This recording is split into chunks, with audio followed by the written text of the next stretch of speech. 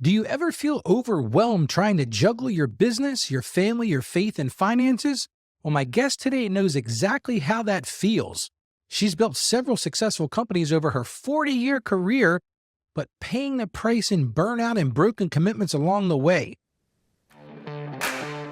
Welcome to the Ask Ralph podcast. We're listening to an experienced financial professional with over 30 years of experience can help you make sense of confusing questions, current headlines, and industry trends about taxes, small business, financial decision-making, investment strategies, and even the art of proper budgeting. Ask Ralph makes the complex simple by sharing his real-world knowledge from a Christian perspective with all things financial. Now here's your host, Ralph Estep Jr. Well, before we get started, let's ground our conversation in Scripture, and that starts with Philippians chapter 4, verses 6 through 7, which reminds us this: do not be anxious about anything, but in every situation, by prayer and petition with thanksgiving, present your requests to God, and the peace of God, which transcends all understanding, will guard your hearts and your minds in Christ Jesus. Well, welcome back to the Ask Ralph podcast, Mastering Your Finances with a Christian Perspective. I'm your host, Ralph Estep Jr. Today, I have the privilege of interviewing longtime entrepreneur Ral West. Ral has started multiple businesses over her 40-plus year career, including a company acquired by Alaska Airlines back in 2008. She's a well-respected speaker and author on topics like goal setting, productivity, leadership, and customer service. But it hasn't been all smooth sailing. Ral hit rock bottom more than once under the weight of overload and overcommitment. She's here today to share what she wished she knew earlier about sustainable success. Well, Ral, welcome to the show. I'm so happy you joined the Ask Ralph podcast. Thank you, Ralph. It's a pleasure to be here. Now, I know you've been doing this a long time. In our pre-interview, you talked about you've been at this for 40 years. So take us back to what originally drew you to the world of business and entrepreneurship. Okay. I was born into an entrepreneurial family. My father was an entrepreneur, and actually my mother's parents were entrepreneurs. But I grew up with a father who is known for being the father of Alaska tourism. So I grew up being very attached to Alaska. My hometown is Seattle, but I was making trips to Alaska from a very early age. And in the early 80s, I was offered a job in Ketchikan, Alaska, which is the southernmost city in Alaska. And it was to be a director of marketing for a tour company. So after much consternation, I took the job. And after about a year there, I decided, well, this is not for me. And I decided to move even further north to Anchorage, the largest city in Alaska. And I opened my own little business.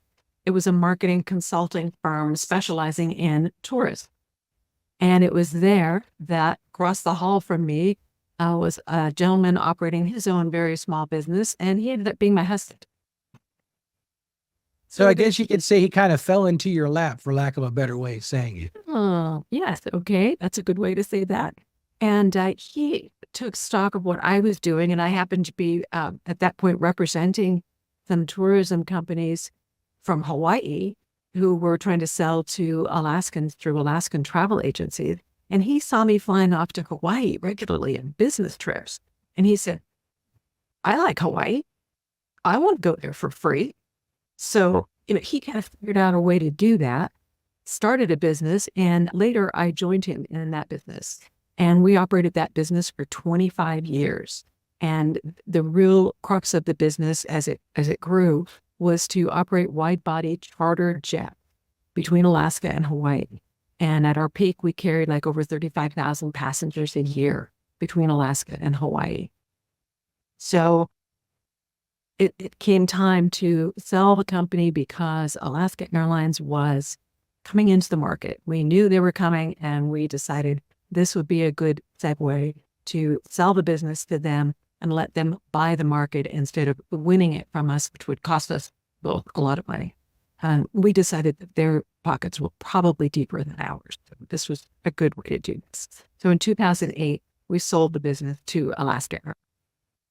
Excellent. So you built some incredible businesses over the years, it sounds like. But what got you into this whole journey of dealing with people in overwhelming and burnout situations? Well, it is said that you are best a teacher to the person that you once were. And I was very definitely the overwhelmed entrepreneur. I was juggling so many balls, my business, my nonprofit endeavors, my kids, my home, travel, everything. And I didn't get much sleep. I was pretty much always exhausted. I was overweight because I never took care of myself. I was out of shape. My husband and I just kind of said hi in passing. It's a wonder we ever conceived this child. Actually, life was just very difficult. I remember having to hire somebody to come and cook meals for us because before that it was McDonald's and Chinese and pizza. And I recognized that that was not a healthy way for my family to live. So it was quite all-consuming trying to run this business as a mom and pop. And I definitely feel for the people who are in that situation. And I know there are many, because it kind of comes with the territory of being your own boss and running a business. I see that in my practice every day. I deal with a lot of small business clients, and they'll consistently ask me, Ralph, how do you balance family and business? And I tell them, not sure I'm the right person to ask that of. And I'm honestly not sure there's even an answer to that. What are your thoughts on that? That is a very difficult dilemma because you feel the pull of everything that needs to be done in the business, and to prioritize the family up to somewhere close to all these demands from the business is hard because you get the thought, or at least I used to, that, oh, well, they'll be all right. They'll still be there. And I just need to take care of this one thing. I just need to do this. And my husband got so tired of me working until 2 and 3 o'clock in the morning, or we're coming to bed, sort of thing. And I just thought, well, you can just deal with it. But it really hurt our relationship. And it was difficult for our kids. They would come to the office oftentimes after school, and we'd say, just go do your homework because we're still busy. And sometimes we'd still be at the office until 6 and 7 o'clock in the evening. And that was hard for them. And they certainly learned a lot of what it took to run a business. But I can't say it was the best upbringing for the children. I went through a very similar circumstance. I come from a family of accountants, and when my wife and I started our own practice, we had this very same thing. I laugh about it now. We actually put an office inside of our office. We called it the kids' playroom because our young kids are basically there all the time. So what were some steps you took to start to overcome that and start to square that off a little bit? The big breakthrough came in about 1994, actually. We had been studying with Robert Kiyosaki, who is now known for being the author of Rich Dad, Poor Dad.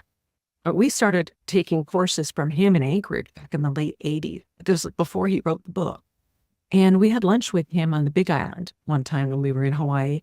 And he said, you got to get this book. It's called The E-Myth by Michael Gerber. That you need to read it. And we were flying to Honolulu that day. So we stopped at the bookstore and grabbed a copy of the book and started reading it immediately.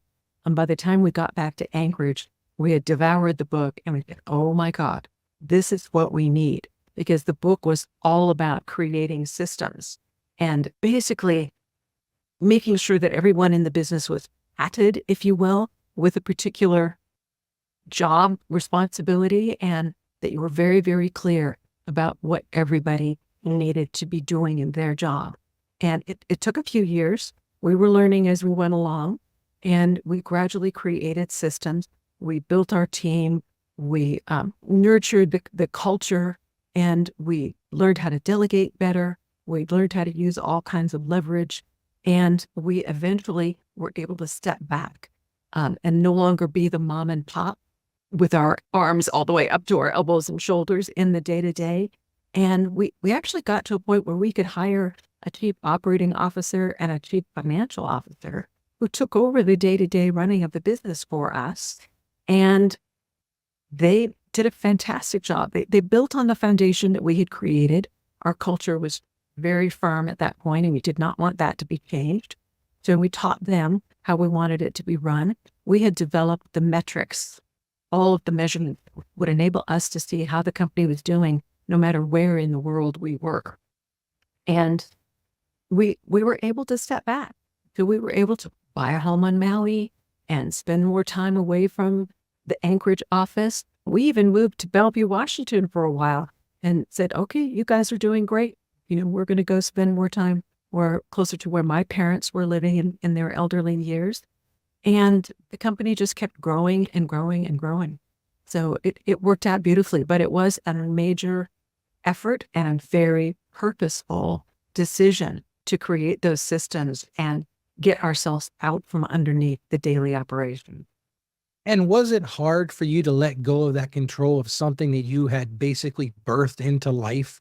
I can imagine that had to be difficult to, even though you had said you built systems, you built a culture, but was it difficult to relinquish control? It was actually more difficult for my husband than for me. It was really his baby, and I kind of stepped into it a little bit after he had given birth to it. And also, I kept myself quite busy with being the chair of a nonprofit board for a private school and so on and so forth. And he had a little bit of an identity crisis, but he came through it and found other things to do. Actually, once we sold the business, we pivoted into purchasing small cruise ships and leasing them to a cruise operator in Alaska. He got quite involved in that. And then after the cruise ship industry took a big hit with COVID, so then we did our next pivot, and now we're investing in multifamily apartment complexes throughout the southern states and the U.S. So we're always finding something else to do. We don't do retirement well. In fact, my husband says, I had flunked retirement several times. And I think that's hard for entrepreneurs. I've had so many clients that have retired or quote retired and said, they're going to sell their business, they're going to step aside, and they just have this idle time and they truly can't figure out what to do with themselves. But it sounds like you folks have learned to pivot, and with COVID and all those sort of things, move into different areas. But I guess you're learning as you go. Is that what you're telling me? Oh, absolutely. I mean, that's one of the things I'm addicted to, and I'm not ashamed of it at all. I'm addicted to learning and growing. And I never refuse to retire. I mean, certainly of the age where most people are retired, but I don't want to. And at the same time, I like living the life that we have created. We've created this dream life, or as our friends say, you guys are living the dream. You have your 2 homes, you have your yacht. Actually, have our yacht parked in the water at our own dock here in Sitka, Alaska. And we don't give that up. So if we're able to manage our businesses and have the systems in place and have the team there to help us, we can keep going and we can still have the life that we want to have. And now I'm paying a lot more attention to my physical health, work out regularly, just eat a lot better than I used to. And I'm just feeling more energetic and healthy than I ever have. So I know you created this digital course called Overwhelm. Let's talk about that. Thank you. I'd love to. So overcome overwhelm, create a smooth running business with less stress. This was actually born from a suggestion from my youngest adult daughter, who said, Mom, you need to teach people how it is that you and Dad have created this dream life. There are people out there who really want to know how you do it, how you're able to manage so much and still have this beautiful life. And I thought about it for a good while. I said, do I really want to take on another business? But then what kicked in is my realization that I am passionate about business. If I'm at a cocktail party and somebody's talking about business, I just get lit up and I just jump right in. It's just a fascinating game for me. And so I thought, well, what better way to utilize that passion? And I've always loved to teach. So I thought, okay, this sounds like a good idea.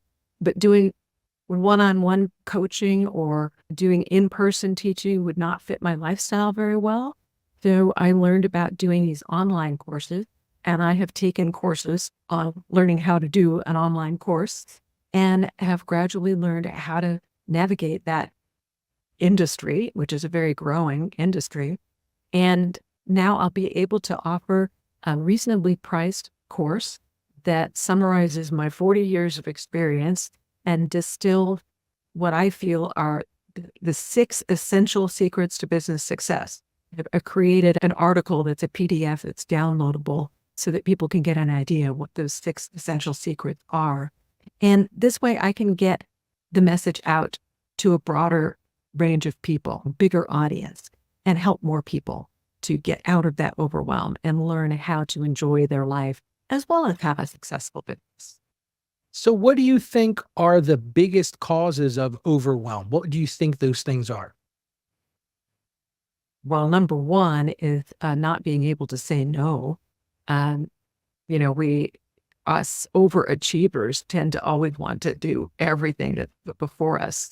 And we have to learn that we just can't, that we have to uh, choose and focus on certain areas and not get carried away with trying to do everything.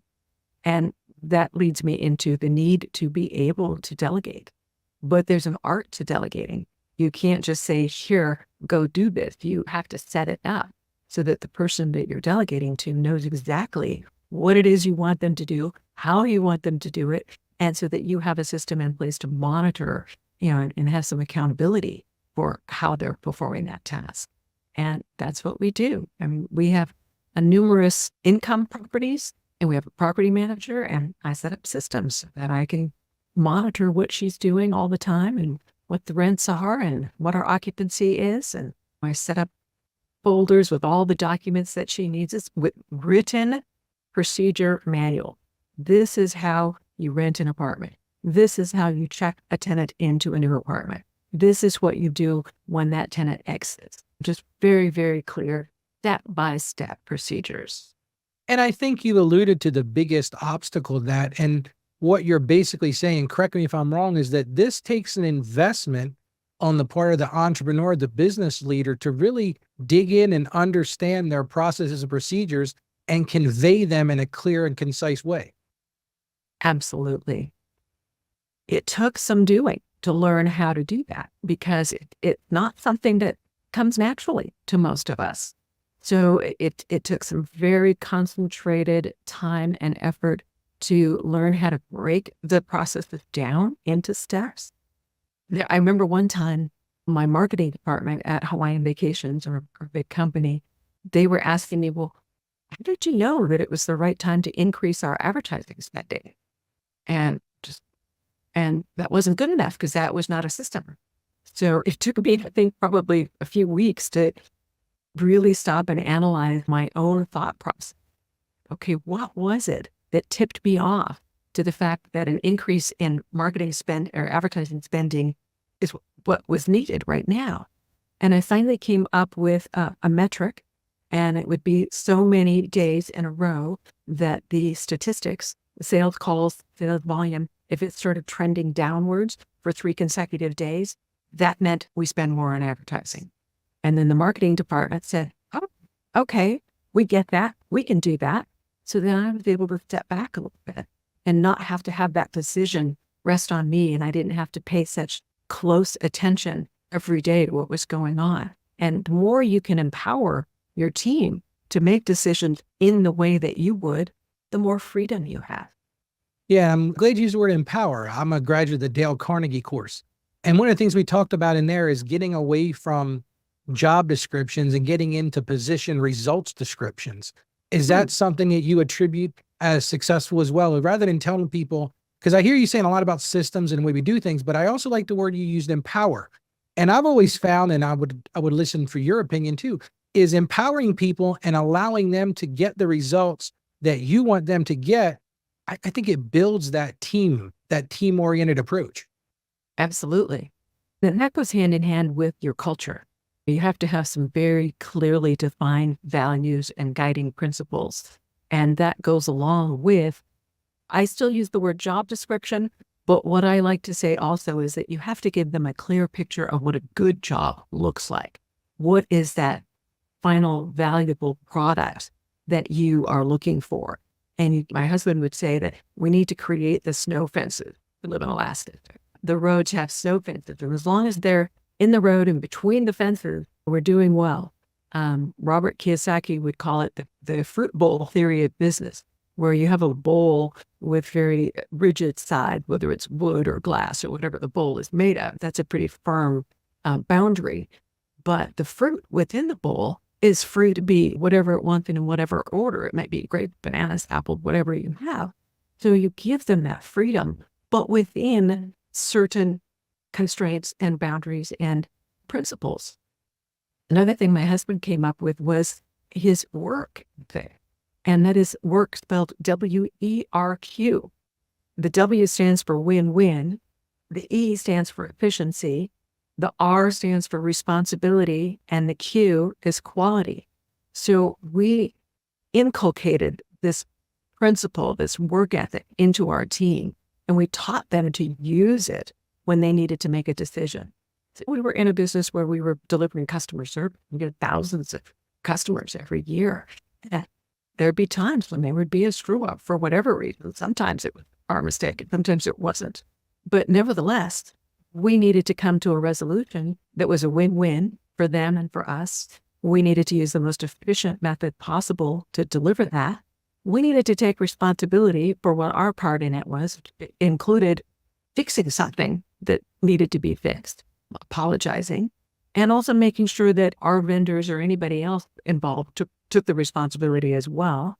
And we needed to make sure that, bottom line, the customer was receiving the quality product that they bought and paid for and expected from us. And given those guidelines, our people were, again, empowered to make some decisions without us having to be over their shoulder the whole time. And it sounds like you're talking about a mindset. And I don't know about you, but I look around in the current world we live in, and customer service is terrible. Every day, I just want to scream when I deal with most businesses. How did you develop that culture, that mindset of really exceeding expectations for customers? Oh, well, you hit upon one of my pet peeves. My daughter said, Mom, you're getting fussier and fussier. Customer service, the older you get. And I said, well, maybe it's because in my years, I have experienced some very, very excellent customer service. And I've also experienced the exact opposite. And like you said, it just makes me want to scream. So we realized early on that, we were in a people-pleasing business. We relied on repeat customers. We're not, the population in Alaska is not that big. We needed to have people who were going to Hawaii over and over and over again. So we needed to make sure that they were happy. And we taught our people too that there's a thing called a value of the final product. And for us, it was a tan, happy passenger getting off the airplane back in Anchorage saying, I'm ready to go to Hawaii again. So the customer service was geared to creating that experience. And we also knew that people had a lot of other choices. We may have been the only airline flying between Alaska and Hawaii, but they could have chosen to go to Mexico or Disneyland or buy a refrigerator or remodel their house or whatever they could use their money for other than going to Hawaii. So we knew that we needed to earn it. We needed to earn the privilege of having them spend their money with us to take them to Hawaii and give them a vacation that was everything they dreamed of. So that became just a rock solid part of our company culture, and we created systems around that. I remember sometimes we would have flight delays. They're unavoidable, they're mechanical or something. And with the type of air service that we had, if the delay lasted too long, the flight crew would go dead. Because it was the same crew that left Honolulu, brought the plane to Anchorage, and then that same crew had to go back to Honolulu, and the FAA had a maximum number of hours that they could fly. The crew went dead. We would have to wait another 8 hours or whatever it would take for them to get their rest and be able to fly again. Like, oh my God. It's somewhat easier for the passengers, but lived in Anchorage, we could say go home and go forth. But sometimes people were flying in from Fairbanks or from the bush or a place where they needed to have a hotel. They needed meals. We had to create systems to quickly have vouchers. We even had bottles of water and baby formula and diapers at the airport when there was delay, because people would say, I'm not prepared for this. So we just jumped in. We would have cash on hand. So instead of using a voucher, which some restaurants may or may not want to take, we would just say, here's $20 or whatever it is, and take care of their meals for them. So we developed those systems so that at drop of a hat, we had a team. Every flight, we had a team that was on call. And if there was a delay, that team would be called in, and they knew exactly what they needed to do to prepare, to provide for those passengers so that the pain would be minimized. And it sounds like what you're saying too is you had to do a really good job of casting your employees. And that seems to have gotten really difficult. A lot of my listeners are small business people who are really trying to build their business, and they're really struggling to find good people. What are some things you recommend they look for when they're looking for people for their organization? Yes, that's a great question. And nowadays, getting good labor is really an issue. It's kind of difficult to fathom that really because it's a different world. But I think the more clear you are on your culture and what you expect from your team, and the better you're able to communicate that to a prospect, the better that you can allow them to select in. And then I always also use the philosophy of kind of fire them before you hire them. It's like, okay, this, and this is not going to cut it. You need to produce, this is what a good job looks like, and this is what we expect of you. And if you can do all of this, then you'll be a great member of the team. And here's how we're going to reward you for being a valuable member of this team. And we had very extensive profit sharing and bonuses and rewards, and we would celebrate. We would celebrate the win. If we met our profit objectives, boy, we would have a big party. In fact, I remember one time we took the whole team to Las Vegas for the night and gave them money so that they could just have a good time, whether they wanted to gamble or not. They could just have a great time in Las Vegas. So they loved that. In fact, they called themselves our Ohana, and Hawaiian Ohana means family. And they are still, even though it's been a number of years since we sold the company, they still call themselves the Ohana. And we still have get-togethers and reunions amongst the Ohana members. It's really quite heartwarming. So let's pretend I'm one of the listeners listening today and I'm a small business person. And I'm thinking, wow, this lady's got a lot of good ideas. What would you do for me and how would you do that? Oh, well, the first thing I would say is buy my course, Overcome Overwhelm, create a smooth running business with less stress. And in the course, and even with the 6 essential secrets to business success that I'll send you for free, it outlines just basic elements of what a business needs to pay attention to. And then through the course, I walk people through what is a system? How do you create systems? How do you build your team? How do you decide what data to measure and how do you measure it? How do you form your company's culture? And then how do you create the kind of customer service that I like to call it world-class customer service? So all of these are things that I can teach people how to do them, how to pay attention to them. And of course, every business is different, but these are concepts. These are like Buckminster Fuller, we call them generalized principles. They're timeless. So they're applicable to any situation. So you want to talk to people that are just getting started, but I guess you can help people that have been in business for a long time as well. Oh, yes, very definitely. It's not just for the startups. It's for people who are up to their eyeballs in a going concern and are finding that they're getting burned out and exhausted and suffering from overwhelm. And they've got a good team, but there's just maybe something just not quite clicking. And maybe they have some systems, but it's just not enough.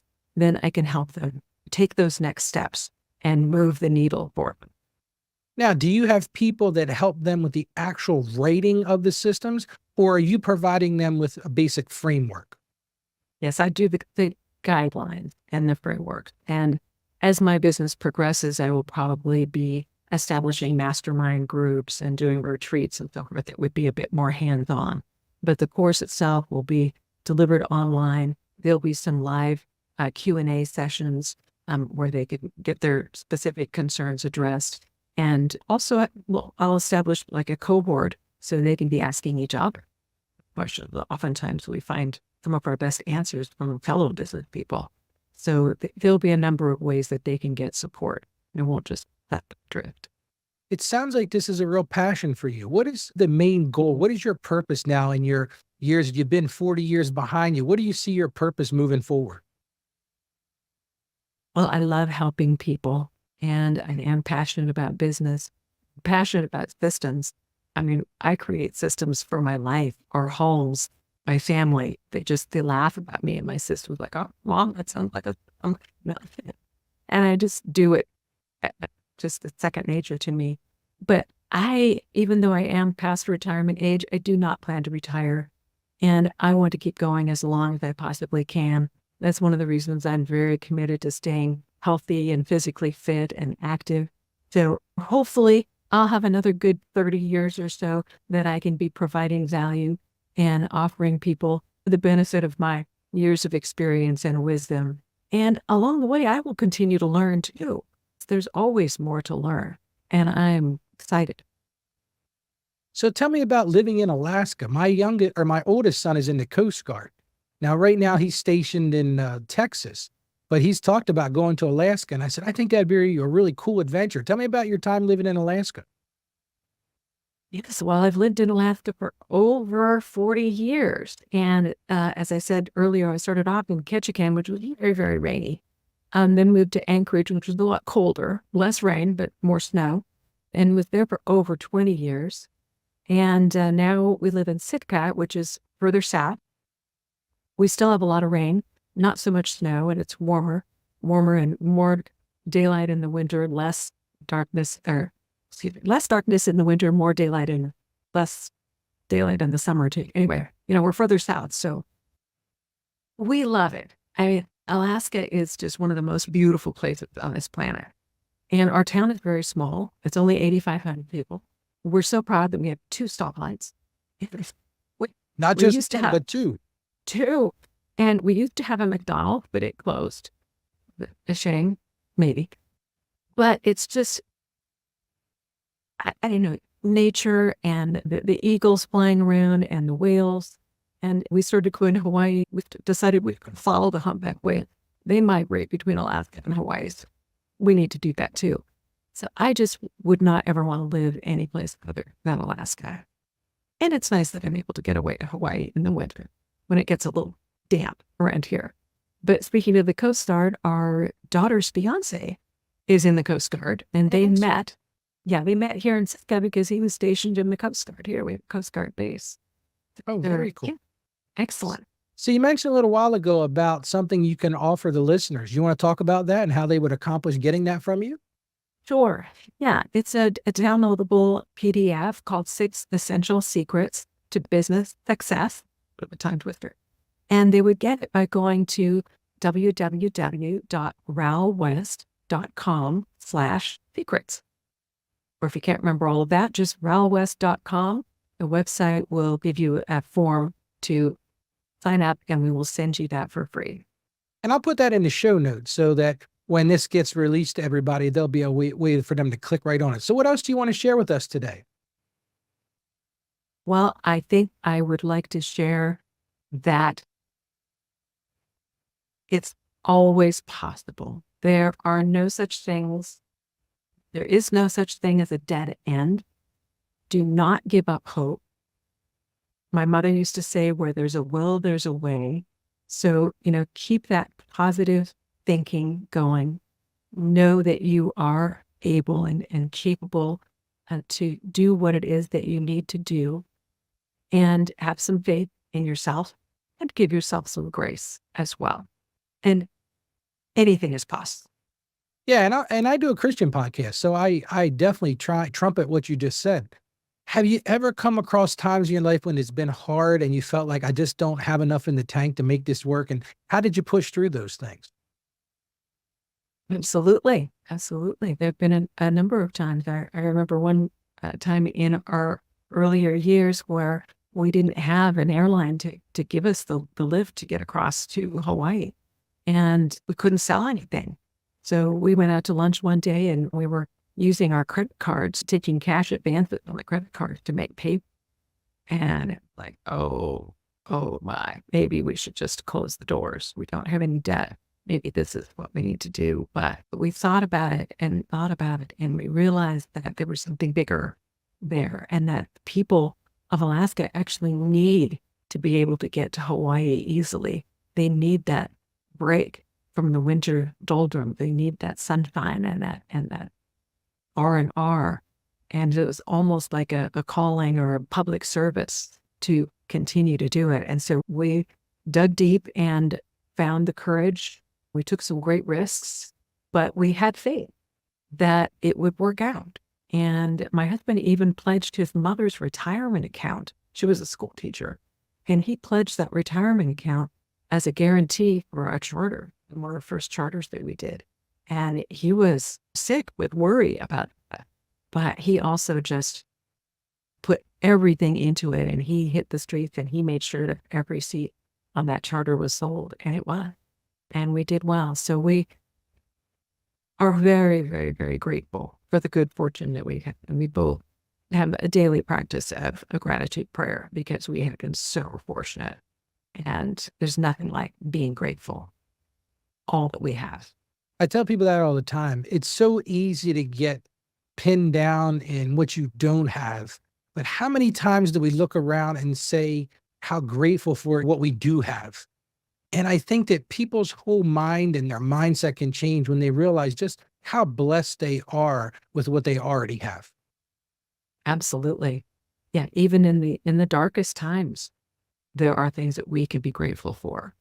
And we've all had our issues, whether it's health or business or whatever.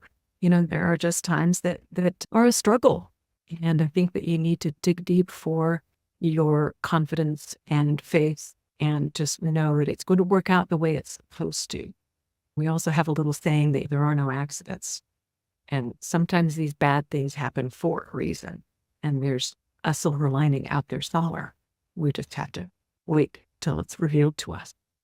And you got to learn from those things. Absolutely. Well, Ral, I just want to thank you again for being on the show. Like I said in the show notes, I'll give all the contact information. Was there anything else you wanted to add, Ral? No, but I just very much appreciate the opportunity to talk with you, Ralph. And I think you're doing a fabulous job with your daily podcast. Quite an endeavor. Congratulations. Well, thank you. I appreciate you as well. Thank you for joining us on the Ask Ralph podcast. And with a simple click to subscribe, we'll invite you back to our next episode. And remember, financial issues don't have to be complicated. Just ask Ralph. The information contained in this episode of Ask Ralph is based on data available as of the date of its release. Saggio Accounting Plus and Ask Ralph Media, Inc. is under no obligation to update this content if changes occur. Applying this information to your specific situation requires careful consideration of all facts and circumstances, and any information provided is not to be considered as financial, tax, or legal advice. Please consult your tax advisor or attorney before acting on any material covered.